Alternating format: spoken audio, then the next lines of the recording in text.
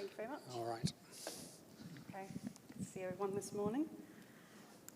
So, to start with a bit of an agenda, so talking about Annex 1 requirements, so where we've started to see a bit more information coming through Annex 1 now about biodecontamination and what's important.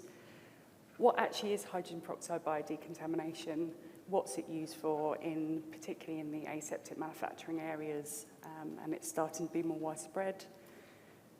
What are the challenges of the validation? What impacts that validation? And some of the traditional tools that are used. Introduce the enzyme indicators, which is the company that I work for and our product that we make.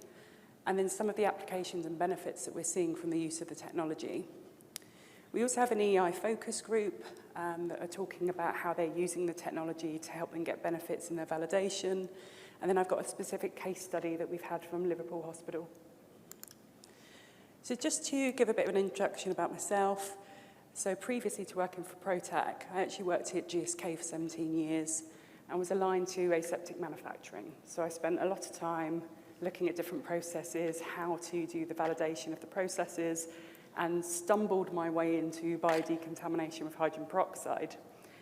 So I started to have quite a few challenges with how to get through the validation, and my role in that continued through my time there and ended up on a project at the end on a new facility and how they could be used. And that's when I actually found out about the enzyme indicators.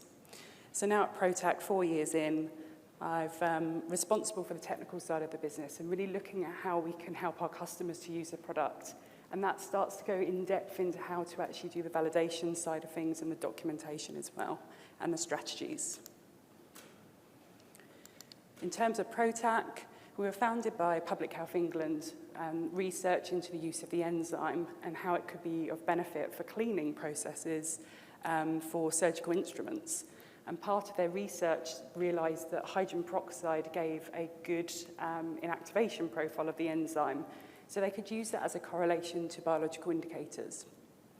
We're working with 50% of the top 20 global pharma companies to look at this technology and start to really see that roll out and benefit to the industry, as well as other areas, including the NHS and OEM manufacturers of equipment. And we're starting to see a better representation, which is, again, why I'm here today, is trying to really spread that word and get people used to the technology and how they can use it to their benefit. So if we look at Annex 1 requirements and how much they've changed with the new revision, there's a lot more information that's come out about biodecontamination and what's important for the process. And there's some specific pieces around automated, validated processes, the use of biodecontamination, and areas that are key for biodecontamination. So particularly gloves, making sure that they're biodecontaminated. So when we start seeing detail like this, it's because regulators are seeing issues. And they're probably seeing issues with the biological indicator results that they're seeing from customers. So it's also just about looking at what critical zones are, making sure it's free from viable microorganisms, and then we get down to the parts where it's saying it has to be understood and validated. So what is this biodecontamination life cycle? And what's it used for? So what is biodecontamination used for? So this is the definition for vaporized hydrogen peroxide, and that was from 2006, and then I think it actually related to Steris VHP. Essentially, now we're seeing hydrogen peroxide being used in different delivery methods. So it's not necessarily vaporized, and we can see concentrations from 5% up to 50%. Typically, for vaporized, it's 35% that's used. In terms of applications, originally it was sterility test isolators. We're now seeing that increase into manufacturing isolators, into compounding facilities, transfer chambers, and room decontamination. But the one thing all of these processes have in common is that they need to be validated. So regardless of what the application is, it needs a robust validation that goes alongside it. Bit of a crude drawing, and I've had a few people pick me up on this and say that's not what our isolator looks like, but just to demonstrate, we have a generator that will generate that hydrogen peroxide. So traditionally that used to be vaporized. It's passed into an enclosure space. So this could be an isolator, this could be a room, this could be a transfer chamber, whatever the application. Typically, it starts with a high loading of the hydrogen peroxide to get the concentration of peroxide up in the enclosure space. There'll be a dwell period, more hydrogen peroxide being put in, less concentrations or less volume, but for a sustained period of time. And then there'll be an aeration to remove that. And that aeration will be very much dependent on how much peroxide has been put into the system. In terms of how it's been validated or how it is validated today, indicators are put out in the enclosure space, so these could be chemical, this could be biological, and now with enzyme indicators as well.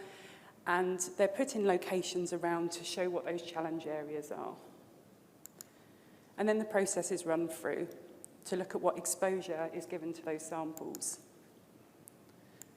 And then after the aeration, they're removed from the system. So it all looks very simple in terms of the process and how it's run through, and each time it's run, it should be behaving the same.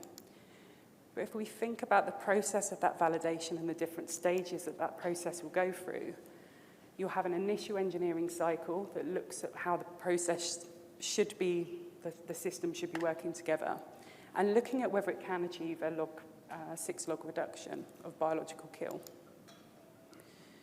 Into cycle development, where this should really be done in parallel with the customer, looking at what that worst case loading is it fit for purpose, is it good for the customer to use ongoing. And then once that cycle development has proved a 6-log reduction, it's into performance qualification, where the customer would normally perform this to look at different loads, different ways they need to use it, and show that it's still repeatable and robust. Once performance qualification's been done, it's into routine use, and then it's into a periodic requalification. So that could be 6 months to 12 months after the initial validation. And this is to really check that it's still performing as it was in the initial validation. So in terms of biological indicators that I mentioned before and how they're used, a biological indicator, or several biological indicators, depending on what the strategy is put out into the enclosure space, put through the process, removed from the in chamber, put into a growth meter, incubated for 7 days, and then you'll have a pass-fail result. So you'll have a growth or a no-growth result. And there's some documented issues around this, the use of a biological indicator. It is biological, expecting that they all line up nicely on a disc, and that you don't have any sort of inherent issues or how many you actually have on there. Considering they're microorganisms, trying to actually see them, you can't visualize how they're laying on those discs. And also just from trying to recover those and check how many are there, there's quite a big variation in that process. Also the number that are used, triplicate approach, using a most probable number, so to protect against if you see a failure. If you use 1 per location, there's a risk that you'll see a failure that may not be to do with your system. So trying to look at strategies, which then has a large amount being used, and again, a growth, no growth result. So if we look at that, and then we look at what actually else impacts that efficacy of the cycle, we can have temperature impact, we can have humidity impact, and this can be from the starting conditions of the process through to how that ends up. Also the amount of hydrogen peroxide and controlling that, what load items, so it can be complex then, you can have permeable items that are put into there, things that are not necessarily suitable for gassing, trying to understand what items are needed is really important. And that comes down to that material of construction as well. And then throw into the mix a biological indicator with all of that. And the answer is that all of this can impact that efficacy. And it could be multiple things at the same time. So how do you pick through when you have a biological indicator failure, what has caused that issue?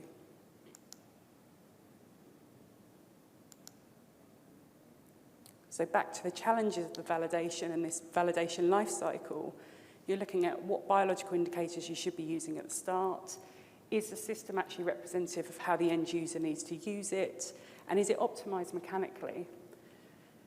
How many biological indicators are you going to use for your cycle development and performance qualification? looking at actually an overkill approach. So standard approach would be either looking at adding an overkill onto the cycle, a percentage amount more of the peroxide, or extending the time.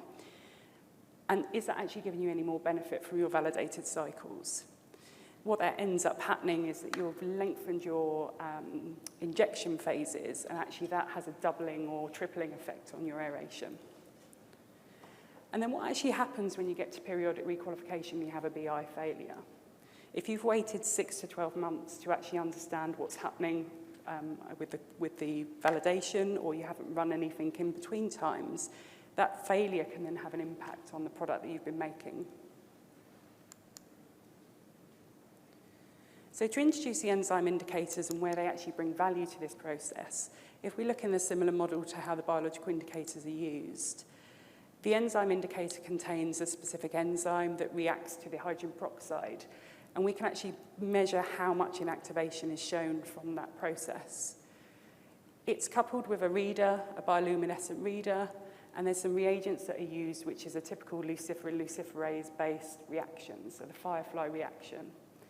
And we can amplify to look at the amount of light that's used by seeing if there's any residual enzyme at the end of the process. It will actually catalyze the ADP that's used into ATP and produce more light. So we can directly measure how much light is being produced from the process and see if we see high amount of light, we haven't actually inactivated enough of the enzyme. And it's all captured on a desktop software.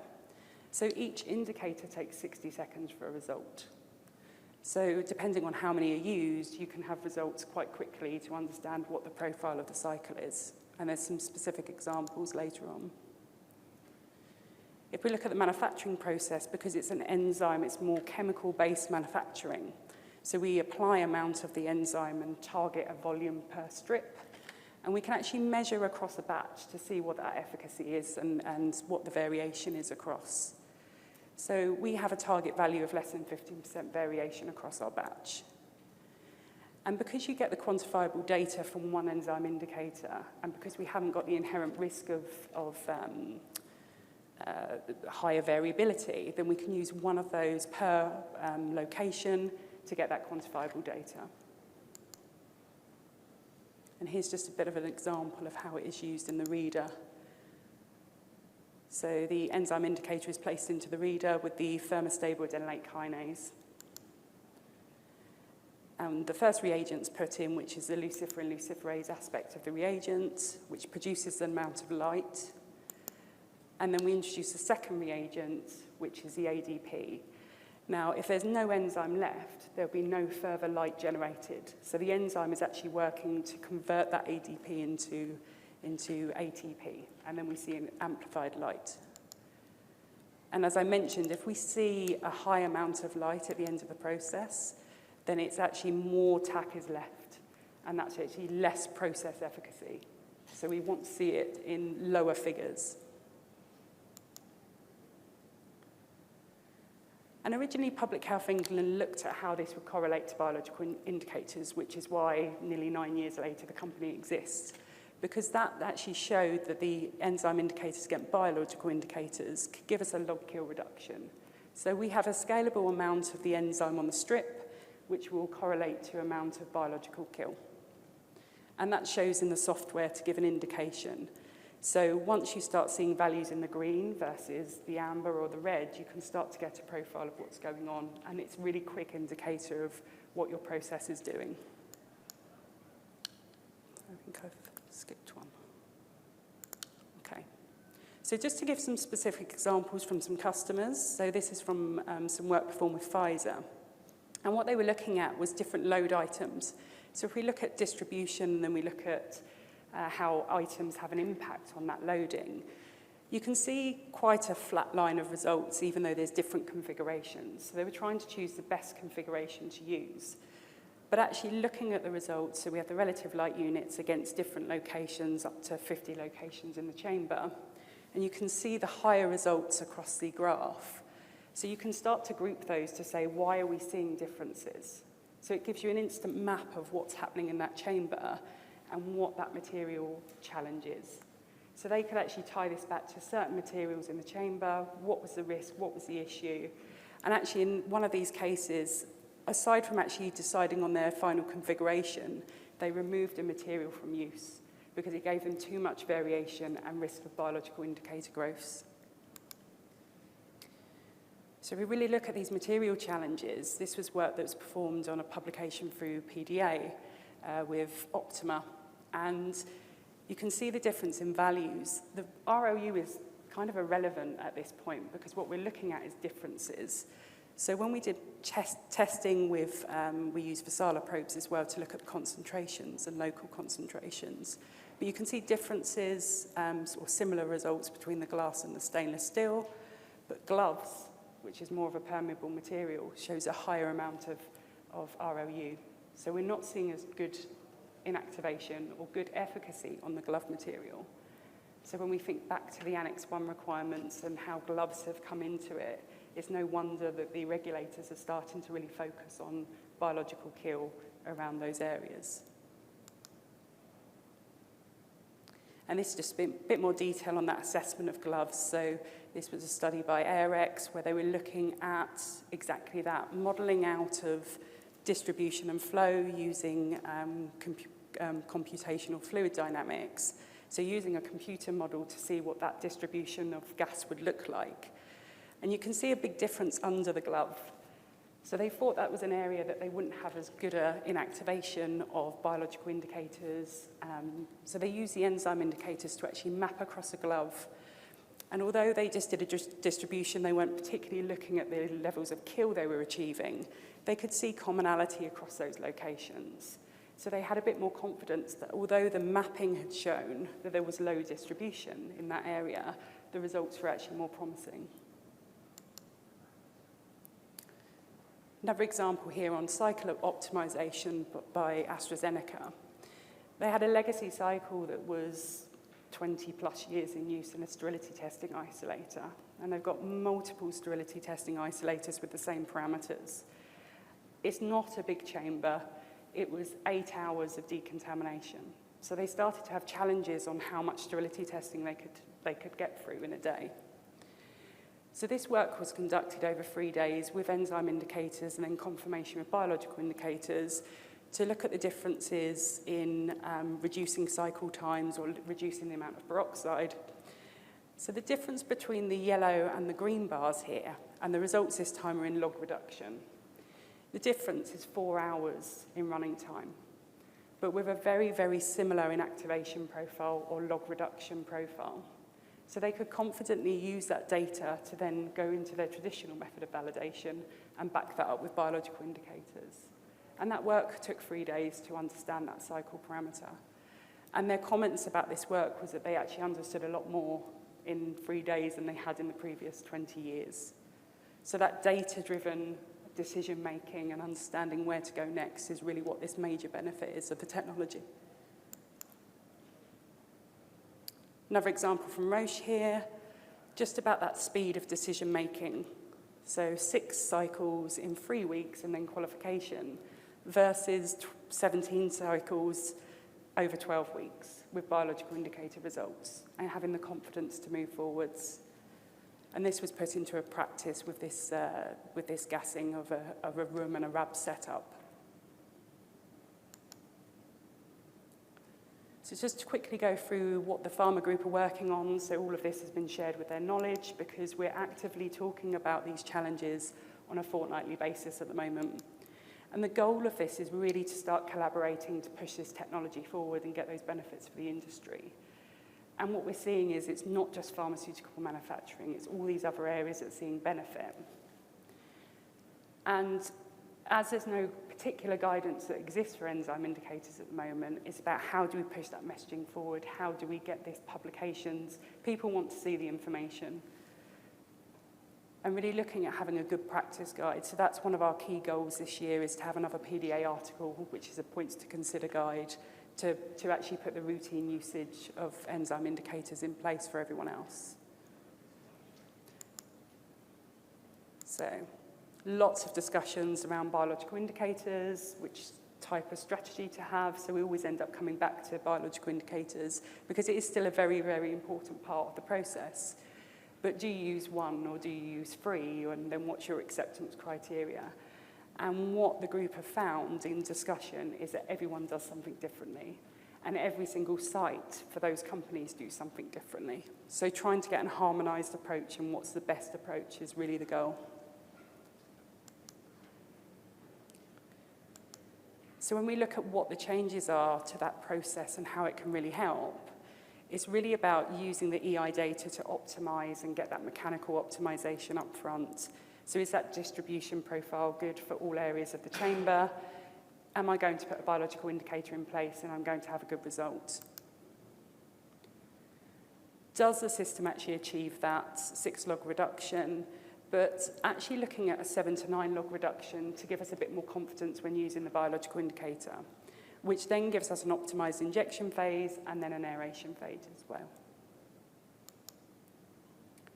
And still using periodic requalification with biological indicator and enzyme indicators to trend those cycles, but actually look at a process monitoring process. So being able to actually put the enzyme indicators out routinely. They're a biological entity, but they're non-viable, so there's no risk to the use routinely. And just having a check step, so you've always got that early alert to see if your efficacy is drifting across the cycle. You can actually then get the results quite quickly to be able to make the decision as to whether you're going to use that equipment. And then you can actually look at reducing that requalification frequency, and very much this is what the customers are looking to do, start to push those frequencies out so production can keep going. So that's sort of the basis of the technology, and now to give you a real-life example of how it's actually been used in a validation. And we've got Steve here that we worked quite closely on this project. And it was a project with Liverpool Hospital where they had 8 isolators being put in, and there were 2 different configurations for these isolators. So the original scope was the use of the enzyme indicators to give them that confidence when they were using them in routine use. And we then started to look at exactly how they were going to be used, what loads were needed, and realised that there was a bit more support that was needed to get through the process. Because the NHS is quite new to this technology, even though it's been around for so long, the MHRA now are really pushing the NHS to move away from IPA use and spray and pray, as it's known in the industry. So the scope of the work that we conducted with Liverpool Hospital actually grew. So we looked at load configurations, we looked at how we could get through the validation more confidently with different configurations and get them better data profiles. We looked at limit testing as well to make sure the boundaries of the cycle were working properly. And then we performed the cycle development, the performance qualification. So we've completed up to the performance qualification, and the next stages will be the continuous monitoring and then into requalification. So here's some examples of the data that was generated to actually do comparison work. So this is one of the isolator types, and there were 4 isolators of that configuration. So we were able to actually use the positional data to look at a comparison to not only see how similar those locations were, or how comparative the isolators were. So could we start to see some benefits from saying that they were equivalent in the way they were performing?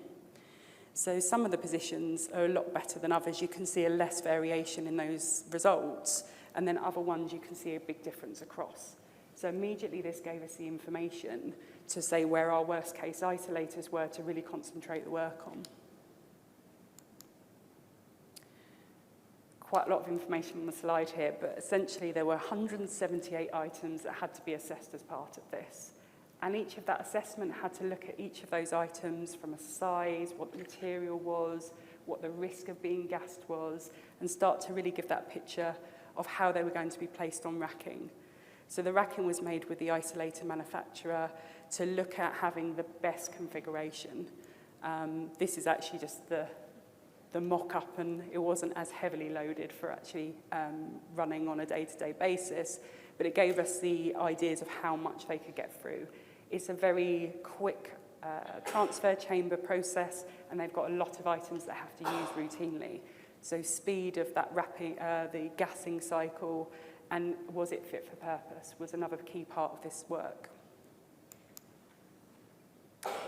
And then the limit testing, so this ties back into this what affects hydrogen peroxide efficacy. So each of the conditions, each of the phases, looking at what each of those conditions are and what the critical parameters are for that process. So really trying to pick through humidity and temperature and start to pair those up to get us some good limit testing. And then pushing those to the boundaries of the cycle so that they know on a routine basis they can run that cycle. And even though the plan is to use enzyme indicators, they still don't want to see a low indicator result that means they can't use the isolator. So in terms of the outcome, it was successfully validated with biological indicators and enzyme indicators, but a more targeted approach with the biological indicators, and shows that they're robust. It was all validated with all the documentation in place, which has been through regulatory assessment by the MHRA. And in terms of that timing, so all of this work was actually conducted in 6 weeks. It's populated wrong here.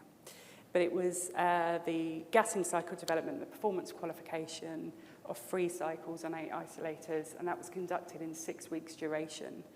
A traditional approach, if you took 2 weeks for cycle development per isolator and then 2 weeks for the PQ, you'd be looking at 32 weeks.